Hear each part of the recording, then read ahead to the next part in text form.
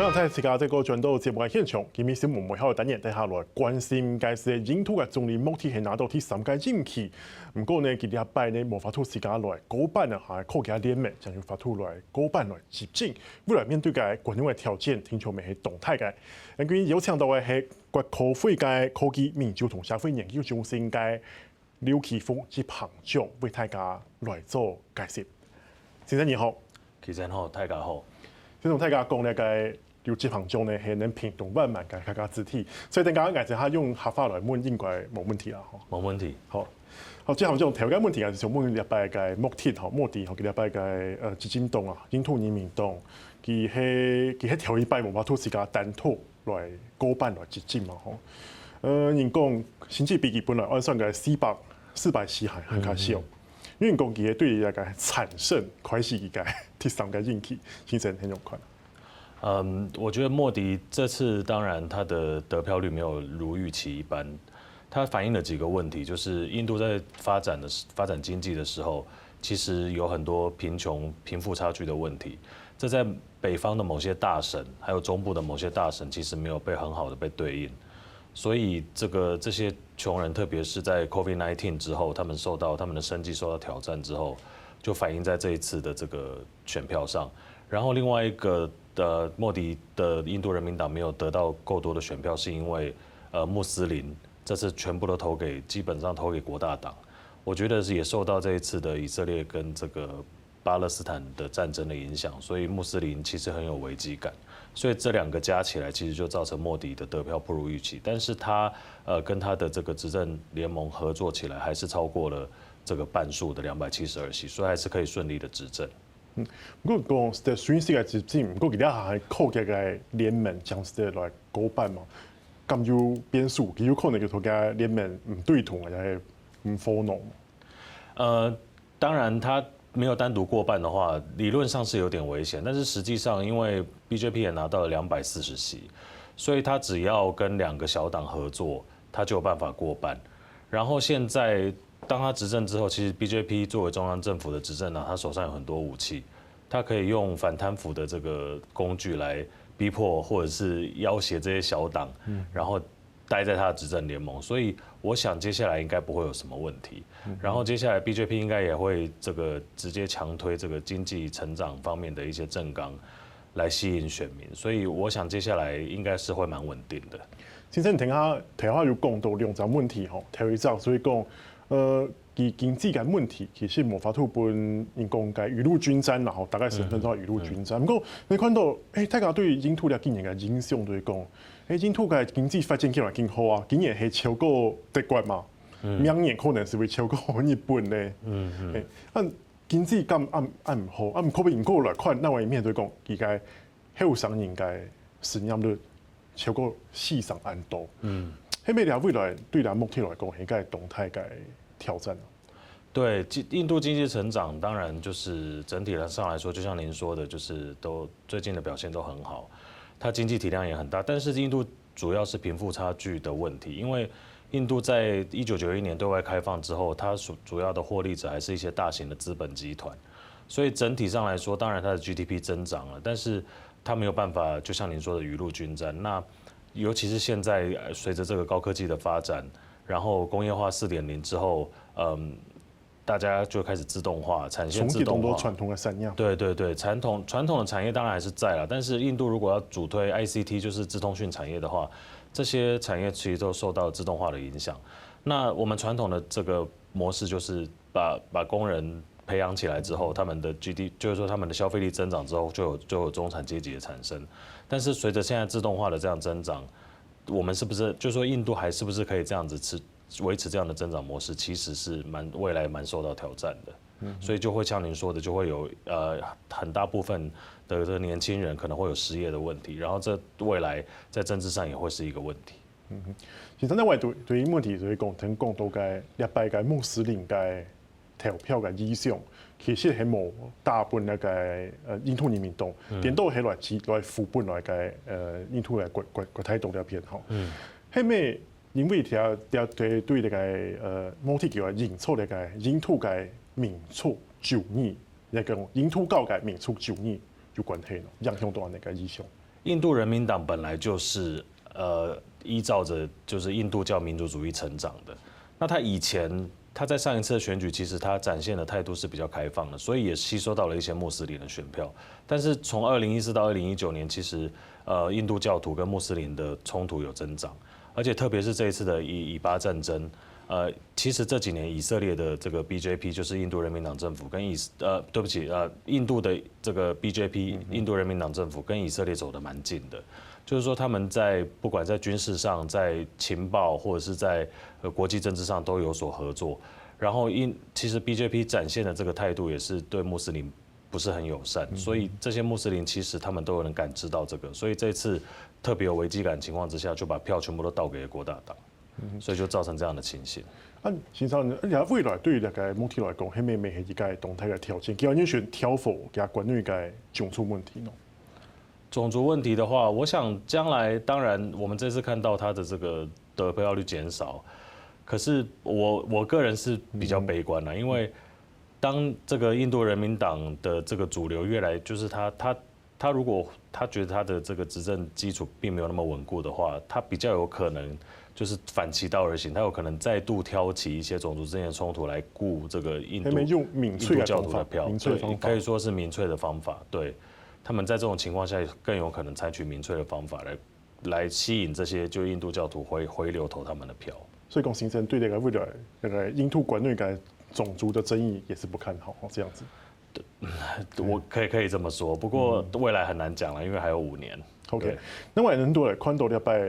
拜个国台党会记之前2擺收到動條嘛吼，禮拜總算看起來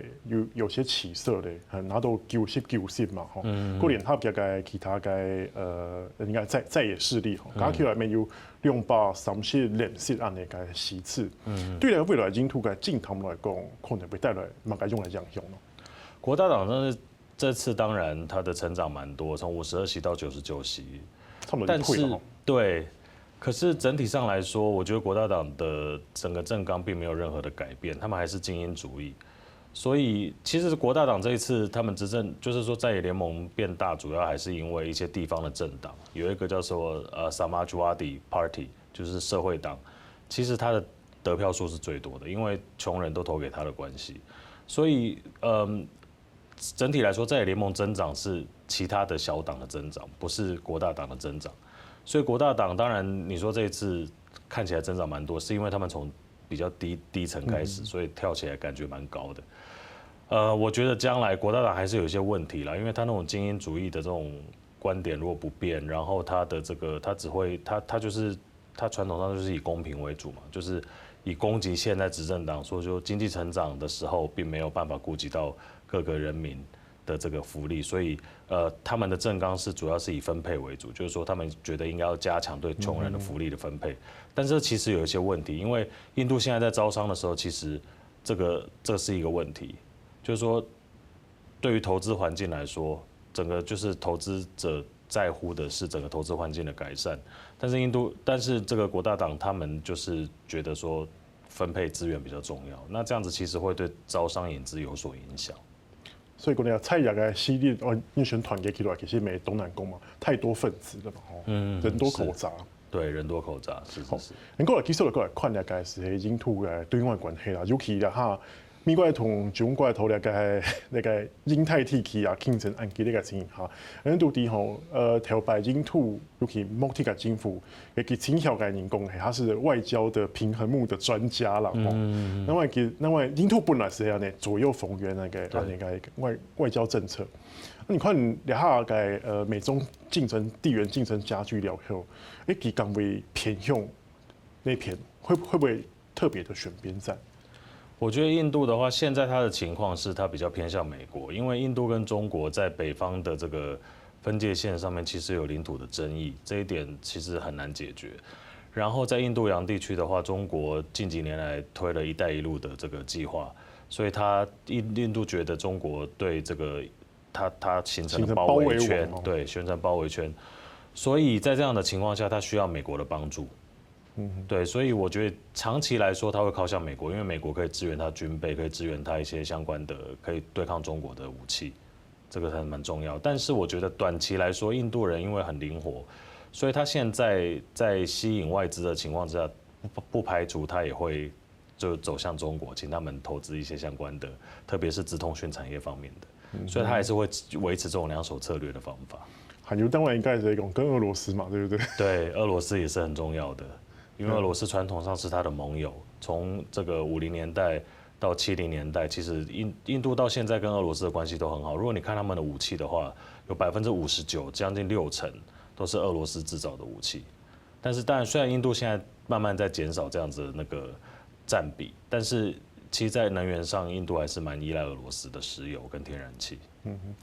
所以讲那个在外交方面都会讲，可能还是左右逢源，不过未来会这个短时间内我们看到机会慢慢偏向美国那边，应该会慢慢偏向美国。如果您注意看的话，其实去年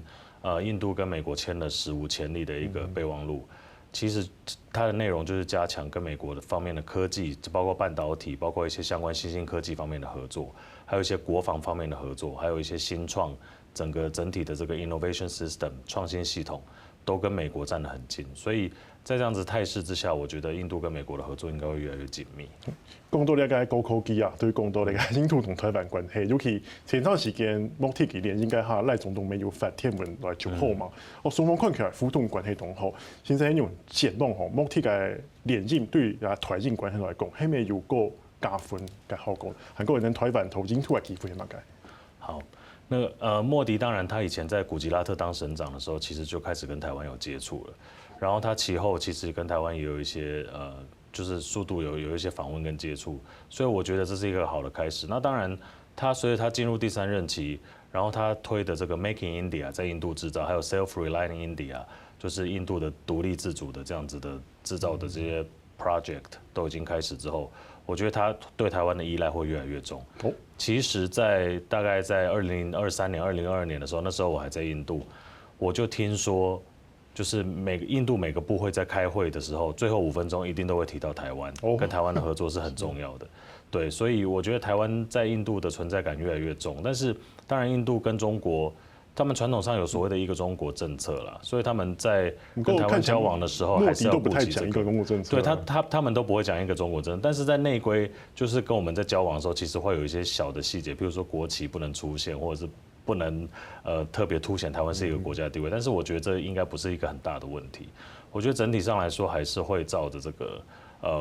就是台印之間交往，特別是在科技跟文化方面，人與人之間的交往應該會越來越密切。尤其是最近這幾年，ICT 產業、高科技、資通訊啊那個三樣，係咪做好係機會？對，特別是最近其實有一個很大案子，就是力積電跟塔塔集團在古吉拉特邦的 Dholera 建了一個晶圓廠，所以大概2027年會開始投產。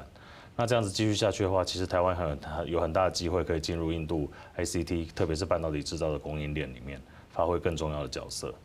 所以講台印關係還係較偏向在這個文教經貿的關係。現在看起來是這個樣子，對，但是印度人還是比較務實，就是說，如果你下面的關係建立之後，它可以往上構築一些上層建築的關係。好，謝謝。